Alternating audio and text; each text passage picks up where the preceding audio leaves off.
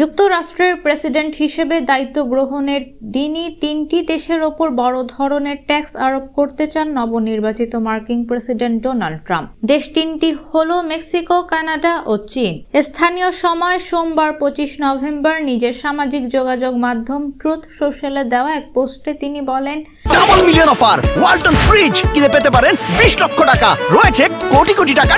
20 জানুয়ারি প্রথম নির্বাহী আদেশে আমি মেক্সিকো এবং কানাডা থেকে মার্কিন যুক্তরাষ্ট্রে আসা সমস্ত পণ্যের ওপর 25% শুল্ক আরোপ করার জন্য প্রয়োজনীয় সমস্ত নথিতে স্বাক্ষর করব।